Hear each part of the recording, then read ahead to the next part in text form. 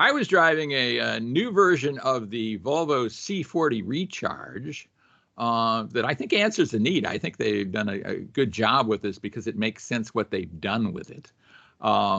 This is the first rear-wheel drive model from Volvo in a long, long time. It's not necessarily notable for being rear drive. It's not a performance car, rear drive kind of platform. But what they've been able to do by making this rear drive is get a lot more range out of this vehicle and maybe lower the price at the same time. So it's going to have a range close to 300 miles on a charge, which I think makes it much more competitive than it was before. And I think it's more price competitive as well, although when we talk about price for the Ultimate version, maybe not so much.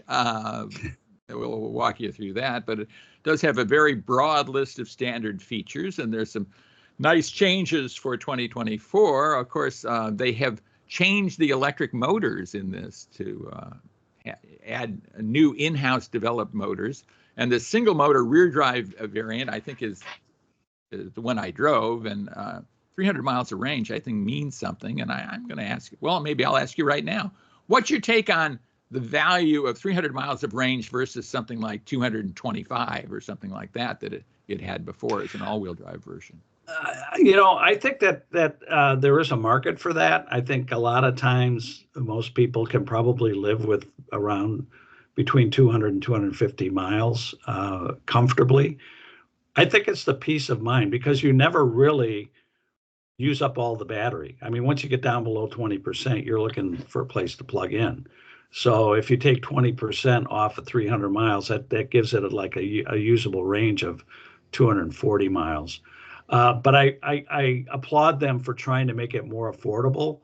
I think there's a lot of places where you don't need all-wheel drive, and that just adds weight, complexity, and reduces range. So it's a step in the right direction to expanding the range and trying to reach out to more consumers. Right. The C40, of course, is kind of the sportier version of the XC40 SUV. It's got more of a coupe-like, or what the modern coupe-like. You and I both know that coupes should have 2 doors, not 4 doors, but right. This is a 4-door coupe-like version of this vehicle. Comes in 3 trim levels, Core, Plus, and Ultimate. The Core trim starts at close to $55,000, so it's not exactly cheap, and this isn't a very large vehicle. It does have a lot of standard features, as I mentioned, including 19-inch alloy wheels, panoramic glass roof, all-wheel drive in the base model. I think you can also get a non-all-wheel drive version, ambient lighting, dual-zone automatic climate control. So pretty good stuff. 12-inch driver information display, although the infotainment screen is only 9 inches. So that's kind of interesting. Then you option it up to the Ultimate trim, and it starts out at $60,000. I mean, this is a really likable car and it adds some pretty good stuff, 20-inch wheels, a leather interior if you want it, or wool, which is very cool. And I think the one that the test car I had a wool interior. I like cloth seats for some reason. What's your take on that? I like cloth seats too. I guess we're kind of throwbacks. I mean, they're comfortable. They're not, cold in the winter when you get in the car. Right. And they look good. I think a lot has been done with materials and fabrics and synthetic materials that leather isn't the automatic go-to anymore when it comes to luxury. Right. This is a very likable car. 0 to 60 in 6.9 seconds. Doesn't make it super fast, but it's not super slow. It feels very, very good. Has a 13-speaker Harman Kardon audio system.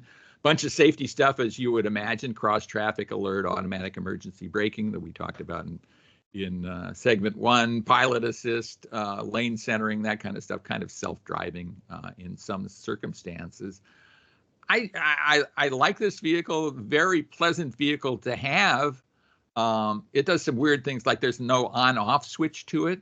You just get in and it kind of senses you're in it, and then you can put it in drive and start driving. And then when you get out, you're not quite certain it's off.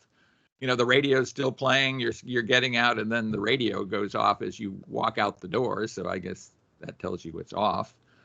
Lock it up. Yeah. I think that's kind of unsettling. It is. Do that too. And I think there's one point saying, well, it's convenience, but I still think people like to exercise some control over their car. So I think that that's a psychological barrier that they need to kind of noodle on a little bit more. That you get in the car, I'm going to tell you, I want the car on now. Right. I think they might want to That's walk just that me. back. It has an interior that's Volvo-like, and we love Volvo interiors. I certainly do. I love their seats. I love the fact that you can get cloth seats that are, high lux, pretty reasonable amount of carrying space in it. I'm just wondering, it seems like a very narrow market to me, Matt, at $60,000 for this Ultimate trim, or even at 55 for the base model, for a vehicle this small. Has reasonable range, but again, is not as useful as a gasoline version of this would be. What's your take on its prospect? Well, I agree. Again, it's competing with other electrics. I think if you want over 300 miles of range, you're going to spend over $50,000, except probably the Tesla Model 3 or the Tesla Model Y. Yeah. Those are the only two that will probably beat that by about 10 grand. But everybody else, I mean, you get into the Mach-E and other vehicles like that, it's going to be costing more than 50 grand. So I think they're trying to address the base price problem with this, and I wish them success. Yeah. Like I say, very likable vehicle. I just wish it were maybe $15,000 less expensive, and I'd really love it. Our special guest is coming up. His name is Frank Hanley. He's head of automotive benchmarking at J.D. Power. So if you want to know which vehicles are the most loved by their owners, and why wouldn't you? He's the man to tell you. So we'll have the results of the appeal study coming up. Stay with us for that, and we'll be right back right here on America on the Road.